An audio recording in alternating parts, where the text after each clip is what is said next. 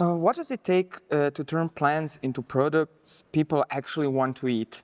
From legume-based breads to burgers, making plant-based products that truly resonate with consumers is part science, part storytelling, and about taste, texture, and trust. My name is Dušan Čenejac. I'm from Foodscale Hub, and we lead the dissemination, communication, exploitation of the VALPRO Path project. Today, to explore the topic of consumer expectations, we talked to two guests working on different ends of the plant-based innovation spectrum. So, Dr. Eimear Gallagher, Head of Food Quality and Sensory Science Department at Teagasc, with expertise in cereal science and ingredient and bakery research, and Berardo Di Stefano, who is the president of Fattoria Solidale Del Circeo. So welcome, and we're happy for you to join us today for this episode of the VALPRO Path podcast.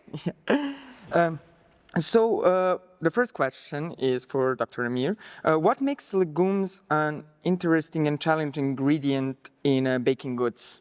Well, legumes are very interesting plants. They're known as sustainable plants. They're able to fix the nitrogen in the soil, which means that you need less fertilizer in the soil for crops. But as well as the agronomic factor, they're also very nutritional. So they contain high amounts of protein, high amounts of fiber, soluble fiber, and a really good level of nutrients and micronutrients. And they also have low cholesterol as well and low levels of fat. That's very interesting. Mostly what we're doing here at VALPRO Path, trying to make them as rich as possible. Yes. Then for Marco, so your vegan burgers offer has evolved over the years. What did the earliest feedback from consumers teach you, and how did it shape your product? We understand that we have not to make only something that is healthy, but we have to make something that is tasty and is cool. One of the problems of childhood obesity, for example, is not that family doesn't know which is a correct diet, but it is difficult to put in practice. Parents, after a day of work, have not time to fight every night with the child to convince them to eat something that is healthy. So we are working to try to make something healthy, but that is also tasty and is cool, so that child would like to eat easily. And I think that it is the street that we have to run to arrive to the goal, to extend the healthy food to guys especially. So again, we have to make to have the children in mind always. Well, for now the question for both of you, you're working with legumes, just in very different ways, we can say. What makes legumes such a valuable base for your research and for the food that you make? Please. Yeah, thank you. Like I said already, they're very nutritious. So they're very low in fat, low in cholesterol. And because they're quite neutral as well, they can be used in a variety of foods and beverages. So for my own work in VALPRO Path, I'm focusing on bakery products, but they are also very, applicable for beverages and other meat-based products or hybrid products. So they're very valuable to the food industry and to food processing and to food research. Can you add, as we said, food processing? This is now your time. Yes, for us, it is important the fact that in legumes we find a lot of proteins because we try to make some food who could be a substitution of the meal, of the meat, and so it is important that it is able to give proteins to consumers, and also the fact that it is tasty. So it gives us the possibility to have the characteristics we need in the products. I can then add to that to the next question for Eimear. So, what are the biggest differences between legume flours and conventional wheat when it comes to baking? Okay, so the main difference would be protein. So the protein in wheat is called gluten. And gluten is very important when you're baking bread. When flour is mixed with water, that's when you get an elastic dough and an extensible dough.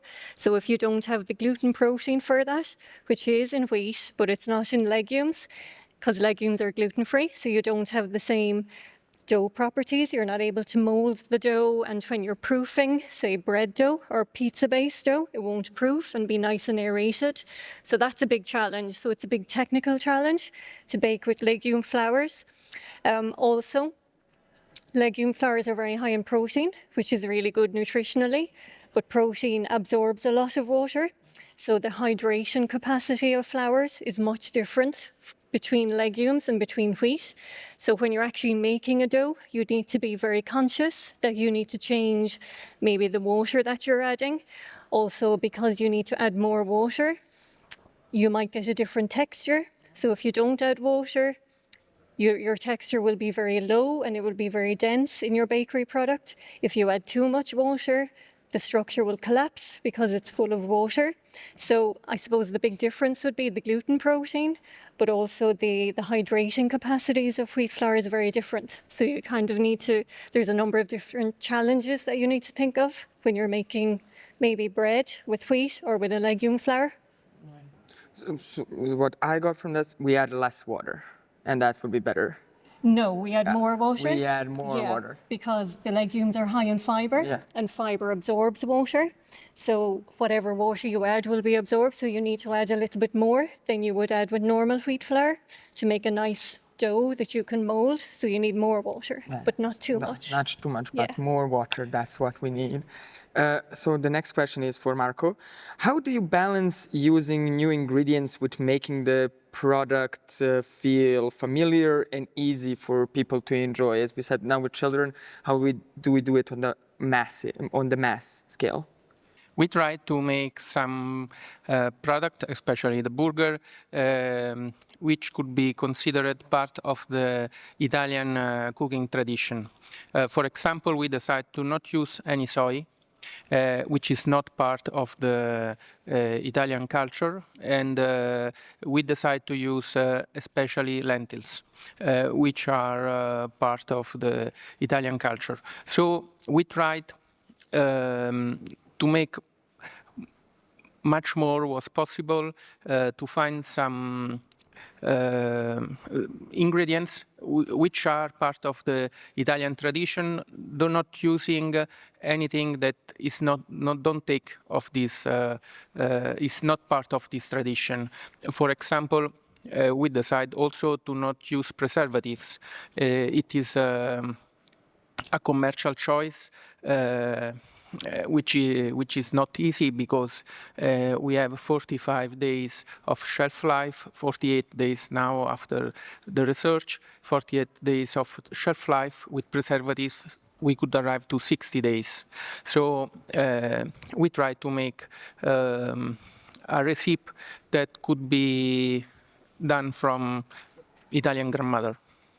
Oh, so food that we love and enjoy every day. Now a question again for the both of you. In your experience, what do consumers care mostly about? Is it the nutrition? Is it the texture, the taste, the price, as we always have to keep in mind, or something else entirely? And is the ingredient transparency important, so the labeling? Please. Yeah. I think from my aspect, I think taste is very important, because if somebody purchases something and it doesn't taste so nice, it will affect their repurchasing power, so they probably won't buy it again if it doesn't taste so good. The other thing that's really important at the moment, and you mentioned it, is price. The price of food and the price of ingredients, as you know, is increasing an awful lot. So if anything is too expensive, people won't repurchase again. So price is a very important factor. The other thing that consumers are increasingly becoming aware about is nutritive values. So consumers are seeking things that are maybe less processed, lower in sugar, lower in fat. So I suppose a combination of all of them, as well as you were saying, texture, and even how the product looks, the whole sensory aspect of it, not just the taste. So it's kind of a combination of everything. But for me, what affects initially would be the taste and the flavour. Something similar? Thank you. The answer is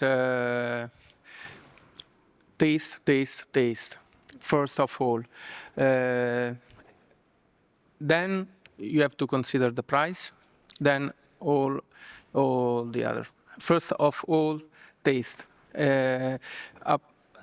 When you have the taste, then you start to consider all the other aspects you mentioned, but first of all, taste. And what about the ingredients transparency? Would you say that It is important. It is important, especially for some type of consumers and who pay great attention to transparency of ingredients. Of course, it is very important. I think that ingredient transparency could be at the 5th place. Taste, taste, taste, first 3 place. 4th, price. 5th, ingredient transparency. no? So now back to Eimear. What's been the biggest surprise, positive or negative, in developing baking goods with legumes? I think there have been a few surprises. The first thing, like what I was saying to you, there are some technical things like their water absorbing capacity. They need lots of water to make a good dough. So you need to be very technically aware when you're baking with legumes. It's not as easy as working with flour. The other thing is when you're working with wheat or wheat flour, you mill the wheat and you have the flour ready to go. Whereas for legumes, because they do have some anti-nutritional factors, both on the outside of the grain, say a fava bean grain, the outside, and also within the grain, they have some anti-nutritional factors like phytic acid. So you need to do some pre-processing steps.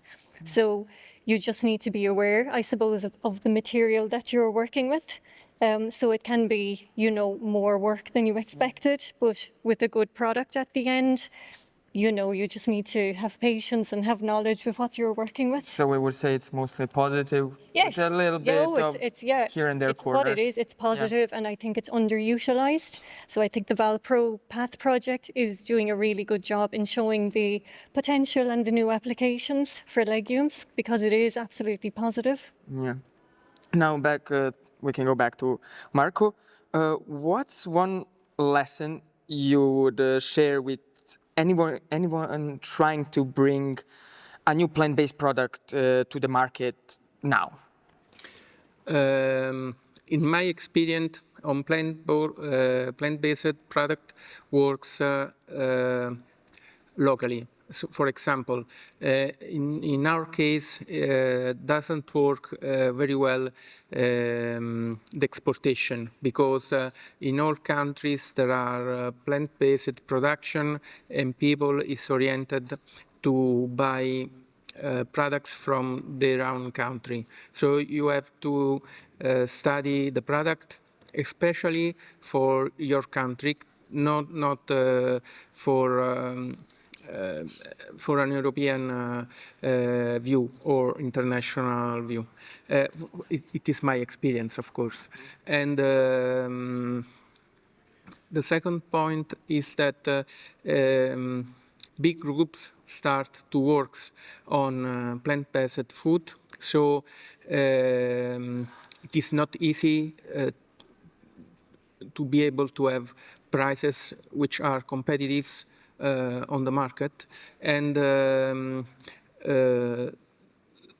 you have to consider also that it is not so easy to give the idea of quality on plant-based food. For example,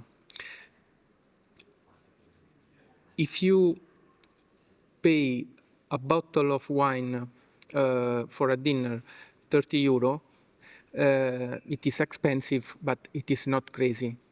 If if you have to buy some salad, and instead of pay €2 for kilos, I propose you to pay €6.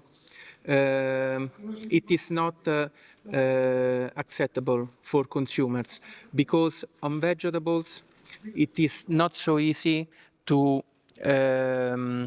give the idea of quality on the products. So the plant-based food, in my experience, have this problem on the market, that if you have a very good quality, and so you need to be expensive, you have to work a lot more than in other sectors to make understand to the consumers the quality that is into your product.